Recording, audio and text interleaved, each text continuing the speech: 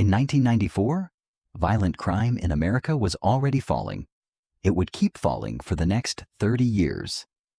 That same year, TV news coverage of murders went up 400%. Crime went down. Fear went up. That is not a coincidence. It is a business model. Someone figured out that fear sells better than anything else. And once they knew that, they never stopped. This is the story of how your fear became someone else's profit. In the 1950s, the average American household watched about 4 hours of TV a day. News was 15 minutes, twice a day. Then in 1980, one man changed everything.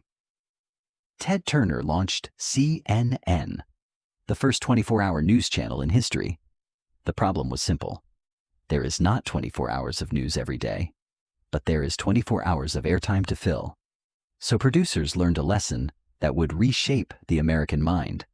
Fear keeps people watching longer than anything else, not joy, not curiosity. Fear. Researchers call it negativity bias.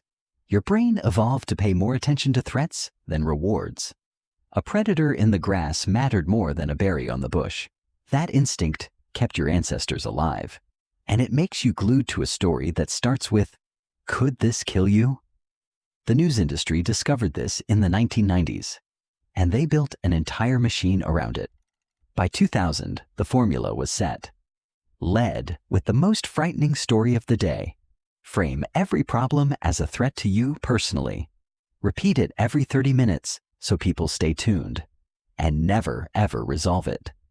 Resolution means the viewer relaxes. A relaxed viewer changes the channel. A frightened viewer cannot look away. But fear alone was not enough for the real money. To maximize profit, you needed a second ingredient: anger. A 2017 study from Yale University found that outrage spreads faster on social media than any other emotion, 6 times faster than joy. The platforms learned this too. Facebook's internal research showed that angry content got more clicks, more shares, more time on the app. So the algorithm quietly promoted it, not because someone decided to make you angry, because angry people are more profitable than calm ones. Now the machine had 2 levers: fear and rage. And a third industry was watching very closely: politics. Political campaigns discovered that fear-based ads outperformed positive ones by a wide margin. In 1988, the Willie Horton ad ran 314 times in a single month.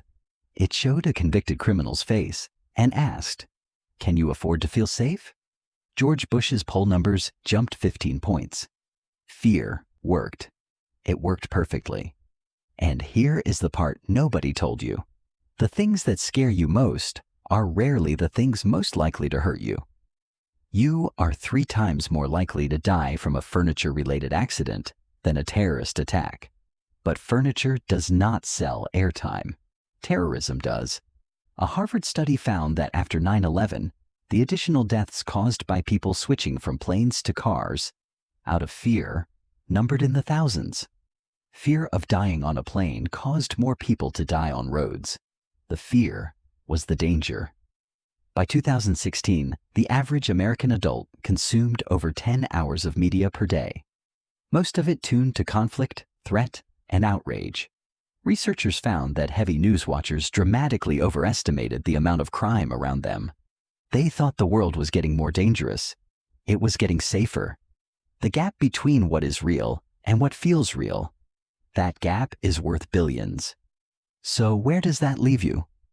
Every time you feel a spike of dread reading the news, someone is getting paid. Every time you share a story because it made you furious, the machine gets stronger. This does not mean the world has no real problems. It means the problems you are shown are not chosen for your benefit. They are chosen for their profit. The news is not a window onto the world. It is a product, designed to keep you afraid and coming back. For decades, you had no other option. The machine controlled what you saw, but the machine was built before you understood how it worked. Now you do. You are not broken for feeling afraid. You were handed fear by people who profit from it. The question is not whether you feel it. The question is, who put it there? And now that you know the answer, what are you going to do with it?